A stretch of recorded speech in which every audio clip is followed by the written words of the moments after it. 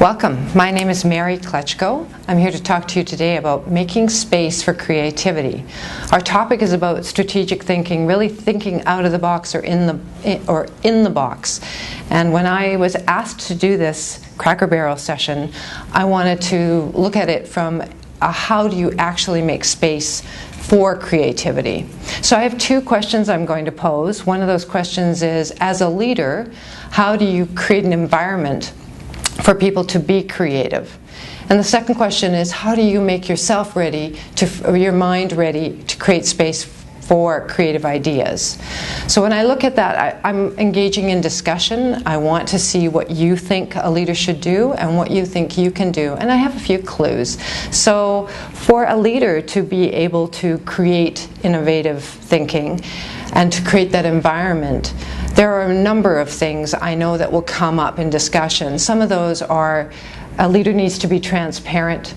They need to be able to create an environment where people feel free to fail if they're not successful. And we want leaders who respect ideas and allow opportunity to be creative. They want to create a space where people feel safe and respected and valued for their ideas.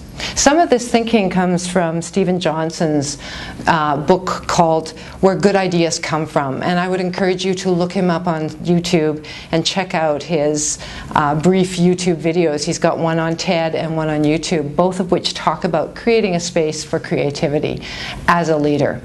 The other thing I wanted to talk about with the Cracker Barrel session is to think about, what does an individual do to make space for creative ideas to flow?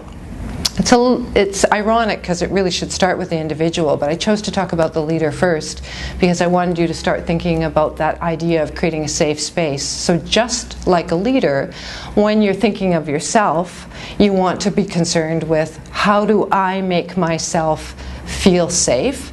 And how do I value my own ideas? And it really starts with the concept of being present. So I have a little exercise I'd like you to do.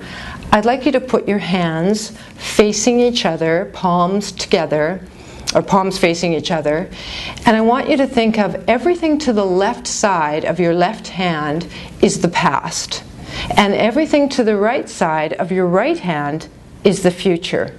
And in order for you to be able to make space for creative ideas to flow, you need to let go of anything you've considered or thought of in the past and anything you've considered or think of as happening in the future. And the current moment, what you're doing right now, engaging in creative thought, takes place in the space between your palms. It's the present, and it starts with awareness. When you're aware and you're thinking, it means you start to think differently, and you start to realize that your thoughts are not who you are.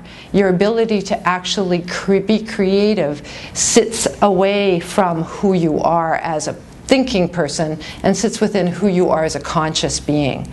So I want you to consider, when you're doing it differently, that reframing is a possible consideration, a way of looking at things differently, literally, seeing them from a new perspective. And there are some simple ways you can do this. We are, as a people, really capable or commonly use the words don't, not, and no in our language and in our emails. We say don't exit that way, we say don't run, we say don't go out that, don't forget. When in fact what we want to be doing is engaging or in thinking in the positive. So instead of saying something from a don't, not, and no perspective, sit back and read the email you've sent or consider the language you've used and see if there's a way to say it differently. A way to leave those words that are negative out of the language. A quick example, when you go to Google and you search for football, you're going to get football, probably well over 1 million hits.